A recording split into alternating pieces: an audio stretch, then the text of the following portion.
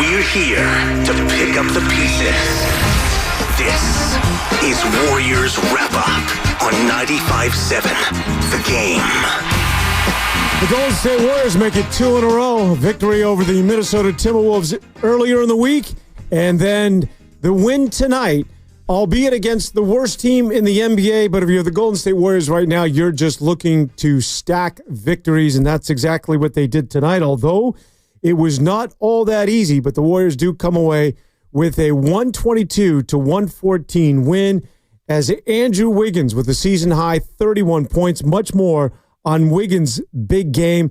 He, Curry, and Schröder, who also had his best game, or at least his biggest offensive output as a Golden State Warrior, but those three combining for 77 points as they come up with 77 of the 122 in propelling the Golden State Warriors, as I mentioned, to their second straight win, as the Warriors will take it as once again they climb over the 500 mark now to 21-20. Hi again, everybody. It's Dan Devone, and welcome to Warriors Wrap-Up. As I talked about the Warriors, well, listen, when it's the Washington Wizards, and sometimes you don't necessarily get all that motivated to take on a team that has just 6 wins on the season, and I think that they played down to the level of Washington early on in this contest, but were able to do what it is that they needed to do towards the latter part of the game. And as I mentioned, they came away with the much, much needed win. I know a lot of people like to focus in on the fact that the schedule certainly plays in favor of the Golden State Warriors, especially when you talk about the home cooking and playing the majority of their games, not only here at Chase, but also in Northern California. One of the few times they have to go on the road is against Sacramento, albeit that's not an easy contest these days since Doug Christie has taken over as the head coach. He has really sort of revamped the Sacramento Kings. That's another story for another time. Up next, it's the Boston Celtics. But my point being is that the Warriors, while the schedule may work in your favor, you just have to take care of your house. In other words, that it doesn't necessarily matter who the opponent is. If you're not playing well, you're not going to beat anybody, including Washington. But they are showing signs and getting a little bit better and doing it, of course, as they wait for the cavalry to return. Because in this game, they were once again without Jonathan Kuminga. And while Draymond Green did return to his first game in the last 3 contests, he's missed the last 3 games. He only played sparingly as he had to leave the game because of soreness or tightness in that calf. The other injury that's worth noting and obviously keeping an eye on, tell me if you've heard this story before, but Steph Curry hurts an ankle. Curry spraining his ankle late in the game as he was in a collision with Jordan Poole as the two hit the floor, and Curry hurting his left ankle, and he came up hobbling, severely favoring that ankle. He'd come out immediately out of the contest. Listen, just from my vantage point and from watching this at home, and especially we're so familiar with Steph Curry ankle injuries over the year, it did not look, and again, this is just from a guy that is watching things and trying to pass some level of judgment, but did not look all that severe. But obviously, they'll do the x-rays, and I'll defer to Mr. Celebrini when it comes to the injuries and certainly the well-being of one Steph Curry. But Curry's sprained ankle, obviously a concern, and I don't know whether or not he's going to be available for Monday's game against the Boston Celtics. Obviously one of the better teams in the NBA and certainly a rival, if you will, a loose interpretation of the team that the Warriors, of course, were able to take care of in winning their last championship back in 2022. But the Celtics come in as one of the best in the NBA, and the Warriors could be in that game down Draymond Green without Jonathan Kuminga and no Steph Curry, as well as the services of Brandon Podziemski. So that is a daunting task as we get ahead of ourselves should Steph Curry not be available to go and join the walking wounded that are the Golden State Warriors right now, and they have to take on the Boston Celtics as Curry once again spraining that ankle. I'm assuming that they'll have further exams and x-rays, and we'll know a lot more coming up in the days ahead. And as I talked about, Draymond Green also leaving the game because of tightness in that left hamstring. Well, one guy that they did have that was at full strength was Andrew Wiggins. And Andrew Wiggins just played his best game this year for the Golden State Warriors. A season-high 31 points, a double-double for Wiggins. as he had the 11 rebounds.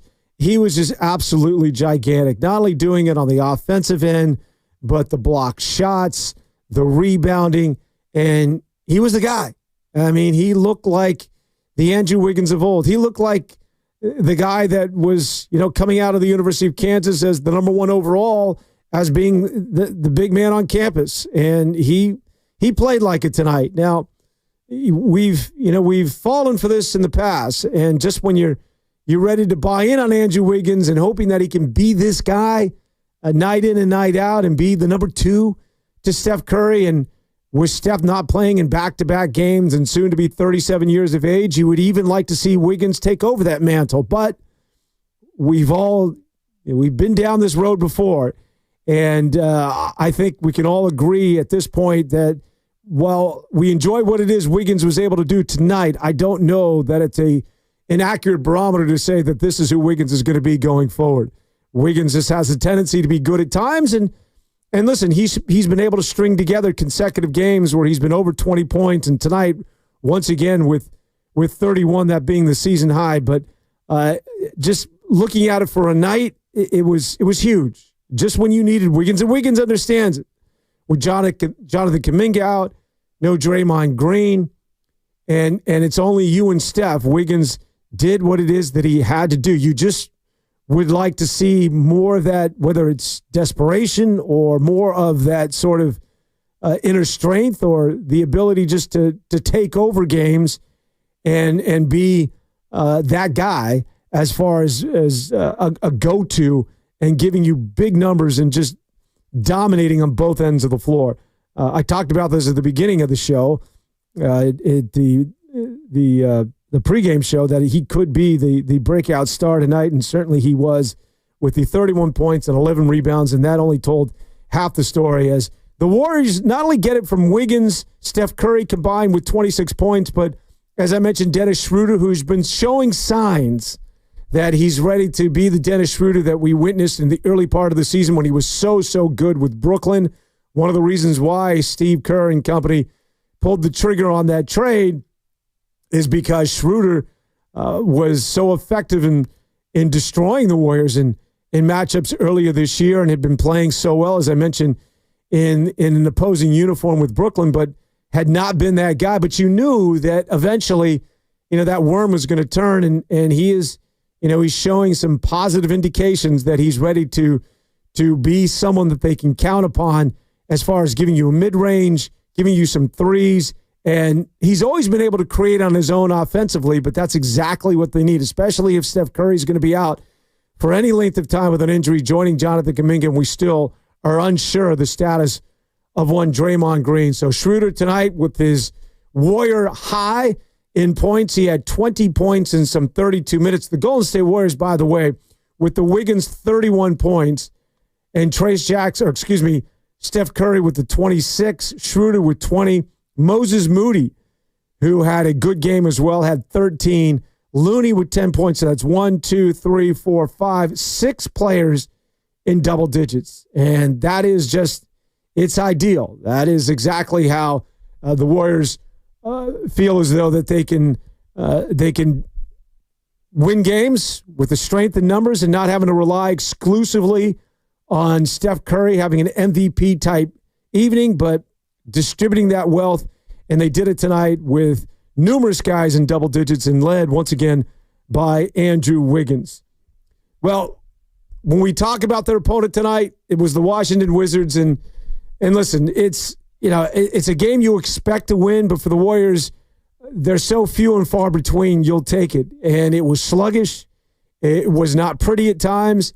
The Warriors' offense was stagnant in that first half. The defense did not look very effective, and I think things sort of turned for the better. And the switch went on towards the end of that third quarter, and there was a little sequence of play, including Moses Moody getting a three in that last minute and a half that I think really sort of propelled this basketball team. But, hey, listen, it was touch and go through the first two quarters. The Warriors were down some 7 points. Before we go any further and get into this contest, yes, we do have to tip our hat to the former Golden State Warrior, that being Jordan Poole, as Jordan Poole is an absolute beast tonight. Poole finishing with 38 points and he did it from three-point territory. And anytime he's playing the Golden State Warriors, that there's going to be an asterisk next to this contest, and there certainly was for him. As Jordan Poole was just gigantic, and he went off, and he's been a big scorer throughout the entire season. And I think they talked about this on the broadcast, and you could see the maturity now on Jordan Poole. He's still, and listen, this is neither here nor there, but he's not one of my favorite players, and he's somebody that's now fun to watch because he can score the basketball. I still think that there's some holes in his game, but we're not going to go there. We're not going to necessarily do that. But he's matured because he's now leading the team in assists. You can see that the game's slowing down for him a bit. Still leaves a little bit to be desired on the defensive end, but he is, he's a hired gun. He's there to do one thing in Washington, and that is score the ball, and he has clearly done that, leading the team in scoring. And tonight, he erupted for some 38 points as the Golden State Warriors, once again, in a much-needed win, and they all are at this point, come away with a 122-114 victory to climb back over the 500 mark now at 21-20. Up next, they get ready for the Boston Celtics, who will be here on MLK Day. That'll be a 2:30 jump right here on 95.7 The Game when they take on the defending champs. Really quick, let's just go through this first quarter with the Warriors getting off to another hot start behind Andrew Wiggins. Wiggins, I should say, was off to a good start. You could see just sort of in his demeanor and the way he was carrying himself that he was a guy that was in for another big ball game, and he certainly was. But it was very lethargic again defensively. Corey Kispert, the kid out of Gonzaga, and the shooter got a bucket as the Warriors just didn't get back defensively to give the Wizards an early lead. The Dubs calling a timeout. The defense is terrible on both sides. A lackluster first quarter in which Washington took a 29-25 point lead. Washington getting 6 of 14 from three-point territory. By the way, I mean, this is a team that, keep in mind, on the season shooting at 33% from behind the stripe. They're just not very good. Aside from Jordan Poole, who's been over 40%, they don't shoot it very well. And it's just not a very good basketball team, whether it's shooting or an inside-out game, despite Valanciunas, who is an absolute beast. But tonight, when you think about a team that's shooting at 33% on the season, they were better than 50% from three-point territory. And one of the reasons why they predominantly led throughout as they shot the lights out from three-land. In the second quarter, the Warriors did go on an 8-0 run to trim the lead to 34-33 as Washington led by a digit. The offense was just, there was no flow, no continuity for the Golden State Warriors. The one bright spot, as I mentioned, was Andrew Wiggins throughout. Jordan Poole then went on a remarkable run towards the latter part of that second quarter and just before the end of the first half, as he had a 4-point play just being absolutely explosive, as he had 18 points at that juncture. And then Poole on the next possession shot a 3 near the logo. He was just scorching as they went on a 14-4 run. He had 21 points at that point. And then Carrington would hit a 3 at the end of the quarter and just before the half. And so that lead was at 60-53 as it was pretty much Washington dictating things, as I mentioned, shooting it well from three-point land, and the Warriors, you knew the Warriors were going to go on a run, but still there had to be the thought resonating in the back of the minds of Dub Nation that, wow, I mean, you hit a low point against Toronto by losing to one of the NBA's worst in the Raptors, although the Raptors were able to beat the Boston Celtics recently. But you're thinking, could this happen again? Could they actually lose to a team that comes in with just 6 wins on the season, as the Warriors have not played well of late? And when they were down by 7 at the half, and you're thinking, this does not look good, as the Warriors offensively, once again, were just stuck with no fluidity. At the half, Curry did have 13 points. I mentioned Draymond Green had to leave because of the soreness or the tightness in the calf. The Warriors had played, they only had 4 turnovers at that juncture. 4 turnovers was certainly, that's good enough to win, but they just weren't shooting it very well. Meanwhile, it was the Wizards who shot it at 54% from three-point territory, and that really was the difference after 2 quarters, where the Wizards had the 7-point advantage as the Golden State Warriors go into that second half down 7, and the thoughts of potentially losing to the Washington Wizards certainly had to be dancing in the minds of the Golden State Warriors. Well, we'll talk about the second half and how they were able to bounce back and then just sort of run away, not necessarily hide, but put together a strong fourth quarter. We'll also hear from the head coach, Steve Kerr. Post-game remarks on the way. We continue with the Warriors wrap-up. This is Dan Avone. We'll be back on 95.7 The Game right after this. Looking for lifelong financial guidance? Look no further than Pettinelli Financial Partners, your dedicated financial coaches for every...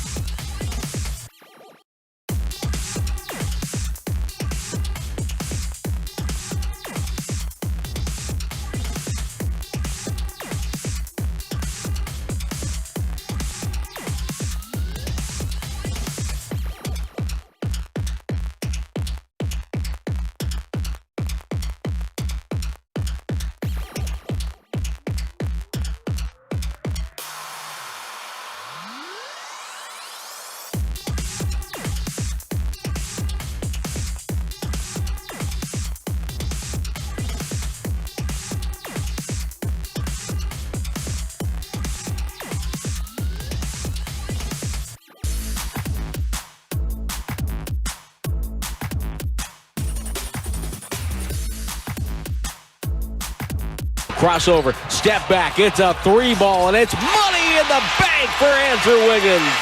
Now back to Warriors Wrap-Up on 95.7 The Game. Part of Andrew Wiggins' 31 points as he, along with Steph Curry and Dennis Schröder, combined for 77 of the 122 points that the Warriors posted tonight in winning 122-114 over the Washington Wizards. Hi again, everybody. It's Dan Avone, and welcome back to Warriors Wrap-Up as the Golden State Warriors now once again over the 500 mark at 21-20 on the season, crashing the boards. Brought to you by Chilton Auto Body, the Bay Area leader in collision repair. And this is a good one because I want to combine this with two guys, and that being Trace Jackson-Davis and Kevon Looney, as they combined for 16 points. And here's the number for you, 28 rebounds. Behind that two-headed monster of TJD and Kevon Looney, the 16 points and the 28 rebounds were monster numbers for the Warriors as TJD backs that up with a 15-rebound performance the last time out against the Minnesota Timberwolves. So the Golden State Warriors getting some interior play and getting some play in the paint. And anytime you can have that balance of an inside-out game, they are just that much more effective as Golden State once again winning it tonight over the Washington Wizards to go back over the 500 mark. Moments ago, Steve Kerr talked about the significant win over the Washington Wizards. Draymond's going to get an MRI tomorrow, and Steph just told me he doesn't think it's serious, but they'll both be day-to-day for now. What's the concern level on Draymond? You know, he was really limping on the calf, it seems like. Yeah, I mean, again, we don't really know. So we'll have to wait and see what the MRI shows tomorrow and, just kind of assess him the next couple of days, and then we'll figure out what's next. Moses comes off the bench, 13 points off in the power forward spot. What did he give you tonight? And if Draymond is out for an extended period, what is that what might that power forward spot look like? Yeah, I mean, Guy obviously got the start, but Moses got the lion's share of the minutes just based on how well he played. And I think Moses really seems to thrive at the 4. That's a spot he's comfortable with, using his strength and then the ability to stretch the floor. I loved the effort and the energy from Moses tonight. I thought he played a huge role in that game, just with the force that he came out with. You got Andrew was obviously assertive and effective. So what do you think of his night? Andrew's great. He's been playing at a really high level all season, and the way things have evolved the last couple of weeks, we've just really leaned into his scoring. So we're trying to get him on the floor for all the non-Steph minutes, and running a lot of offense through him. And he's doing a lot of good things for us, scoring in multiple ways. And tonight, the way he rebounded and just played the total game, he was fantastic. It's officially a left ankle for Steph, right? Left. Okay. He mentioned Moses at the 4. What do you like about what he does at that spot? Well, he's got some physicality to him. When he's at the 4, he can stretch the floor and be a spacer and then attack closeouts. And if he's at the 4, there's other shooters generally around him at the 1, 2, and 3. So there's some room for him. He's always played his best for us in this role. Where he's basically standing on the perimeter, ready to shoot. Using his strength and his length and, just hustling, making hustle plays like he did tonight. And so, if Draymond's out for a little bit, then it's a good chance for Moses to get a lot of minutes at that 4 spot. Yeah, so unfortunately in the win tonight, as they beat the Wizards, the Warriors continue to deal with more injuries. Of course, they came into the game without the services of Brandon Podziemski, along with Jonathan Kuminga, who continues to walk around in that boot. Meanwhile, Draymond Green, who had missed the last 3 games, had returned briefly as he had to leave the game because of that soreness and the tightness in, I believe it was his left calf. And as you heard, I believe it was Anthony Slater that was talking about just the severity of the injury because he seemed to be really hobbling and favoring that calf muscle. And it's just, they're going to have the x-rays and then reevaluate. But it does not look good at this point. But again, that's a lot of speculation. It's all conjecture, especially when it comes to Steph Curry. Coach Kerr just talked about how Curry had mentioned that he doesn't feel, and certainly, Curry would know he's had his share of bad wheels, especially when it comes to the sprain. Remember, this guy's entire career was hanging in the balance, and we never thought that we were going to ever see Steph Curry play more than, just a couple of seasons, because we thought that everything was going to be cut short because of the numerous ankle injuries that he sustained early on in his career. But now, some 16 years later, here he is. Although from time to time it does flare up as he suffers another ankle sprain, this time the left ankle today in a collision with Jordan Poole. But according to Curry, he doesn't think it's going to be all that serious. And I guess it'll be somewhat of a game time decision as to whether or not he'll be ready to go when they take on the Boston Celtics coming up on Monday in a big matchup as the defending champs come to town for a 2:30 tip. The big story in this game, of course, was Andrew Wiggins, his third straight game with 20 or more points. Tonight, of course, was his season high as he finished with 31 points. And you heard Steve Kerr talk about Wiggins, how they're becoming more reliant on his scoring, not only because of the injuries, but it's something that has been a need throughout the entire season, and that is identifying that guy, not named Steph Curry, who could carry the load, who could be the number two, or at nights can be the go-to for the Golden State Warriors as far as putting up big numbers in the box score when it comes to points. And Andrew Wiggins just, he quits himself so well at times as being that guy. And that he feels as though there's the pressure to do so because they don't have Jonathan Kuminga. Draymond Green's not available. And he responds. The question with Andrew Wiggins going forward, and this has always been applied to him, is that when those guys are healthy and when everybody's at full strength, can Andrew Wiggins continue to be this guy?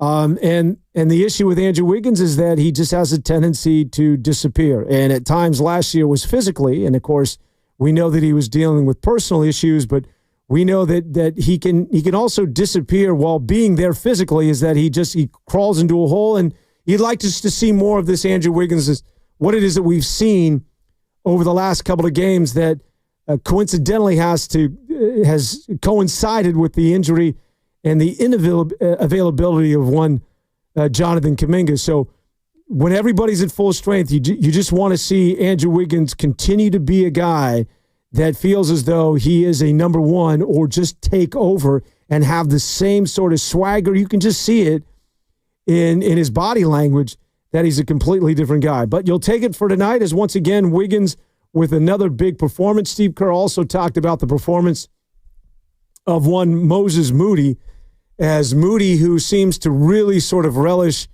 and be at home at that number 4 spot. I think Moody really sort of is the guy that ignited the Golden State Warriors and pushed them across the finish line tonight, as they were just sort of nip and tuck and going back and forth with the Wizards throughout the first 3 quarters. But he went on a run, in that 3-point play towards the end of the third quarter, I thought was really instrumental.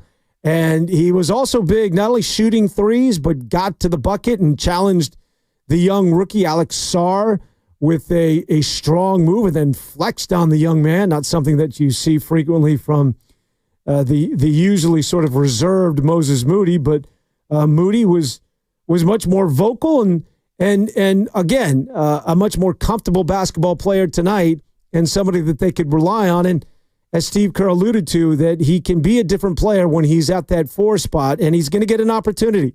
Should Draymond Green miss some more time, it could be Moses Moody that will play some more at the 4. He also talked about Guy Santos, and I think Guy Santos is worth mentioning because Guy Santos got the start tonight, was replaced for the most part throughout the game because of the strong play of Moses Moody. We could see that same scenario presenting itself against the Boston Celtics. But Guy Santos, one thing about Santos is that, and look, you never want to be a basketball team that's going to be relying on guys like Guy Santos. That's not a knock on him. But Guy Santos is usually, I think, on not even a good team, a decent team is going to be number 7, 8, 9, 10 in your rotation. But Guy Santos, because of injuries and also because it's a team that's struggling, Santos getting forced into starting duties. And the one thing about Guy Santos is that you know that you're going to get effort. And Santos is a guy that he plays, and he plays with attitude, and he's a guy that is going to go the full 94 feet every time he's on the floor. And sometimes you're looking for energy from this Warrior team. And at times that has escaped the building when it comes to Golden State trying to replicate what it was that they did in the first 15 games of the season when they went 12-3. Well, it was Buddy Hield shooting the lights out, and Steph Curry was good, but Steph Curry wasn't carrying the load every night. But it was the storyline for the Warriors was the buy-in defensively, and it was an energy level that they have not been able to duplicate since then. And so sometimes when a guy who doesn't get a lot of run like that, a Guy Santos, he can come into a contest and reignite sort of that effort. And the same holds true with the Lindy Waters. It's always good to get GP2 back, who had missed some 10 games, and seeing what it is that he did defensively against Anthony Edwards last time out against Minnesota. His defense of efforts tonight, albeit Jordan Poole did go off for 38 points and primarily was defended by one GP2, but again, GP2 is another one of those guys that has that infectious sort of attitude that carries over, and that really is sort of, I think, the secret sauce to why the Golden State Warriors were so good in the early part of the campaign, and hopefully looking to return and get that back. The only problem is that when you become a team that's relying on energy and sort of the intangibles where you got to bring it every night and just be a team that's going to, quote unquote, out hustle the opposing team, I think sometimes it's more applied at the collegiate level, or maybe for a game or two or a rash of games, or maybe for a series in the postseason.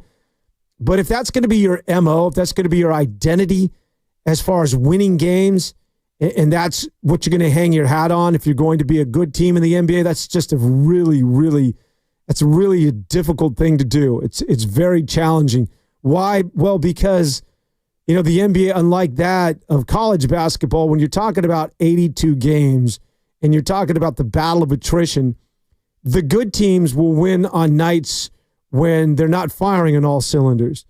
And how do you do that? Well, sometimes you just have to outscore the other team. Sometimes you're a half step or you're a step slow defensively because you don't have that energy, especially in back-to-backs, or especially when you're on the road, or when the schedule's not working in your favor. And that's part of the battle of life in the NBA, is that there's going to be times when you just don't have the proper rest and you can't bring that energy. And so you have to find other ways to win. And I always get back to that the NBA, it hasn't changed. That when you have, 5 guys on the floor, it's not like a 53-man roster in the NFL or Major League Baseball where you have so many specialists, and whether it's pitching or bullpen or any the multitude of guys that can contribute and have an impact in winning and losing a baseball game. Primarily basketball, it's 5 guys on the floor, and your 5 guys just simply have to be better than the opposing team's 5 guys. And they got to be able to score the ball, because you can only do it with mirrors, and you can sugar this thing and get creative and do what it is that the Golden State Warriors did for only so long. And as we're finding out that doesn't really have legs at the end of the day, and that you need people that can just take you to the rim, that can score more than the opposing team, that can be like that of Andrew Wiggins and give you 31 points. And Steph doesn't necessarily have to lead the way, but still gives you 26. And you're going to need 20 points from that of a Dennis Schröder. You're going to need guys that can score the ball offensively. And never did I think of somebody that, much like those of you out there that have seen the Golden State Warriors throughout the years, the one thing that they could always do that you never thought you'd have to worry about back in the day with the Splash Brothers and everybody else and Kevin Durant, is that the Warriors would always outscore the opponent, or even in games where they would get beat, that you were going to see big numbers from the Warriors and the Warriors stars. And I don't know if a lot of us thought that we would think, when you still had the nucleus of Steph and Draymond Green, that we would say the issue with the Golden State Warriors is that they don't have enough scores and they can't put the ball in the bucket effectively or consistently enough. But that's been the storyline, but you'll take it as you get it. And right now, it's a win over the Washington Wizards, 122-114, as the Warriors now, again, with the schedule playing in their favor, albeit they got to take on the Boston Celtics, but having a good run here of games at home. Golden State could take advantage. And listen, confidence is everything, right? I mean, Washington is obviously the worst that the NBA has to deliver, but the win feels good. And certainly, Andrew Wiggins is walking around with a hop in his step, and you want to see Wiggins continue now and make it 4 games in a row where he scores 20 or more points. And you want to see that sort of confidence carry over for one Moses Moody, because now you're going to see a lot of these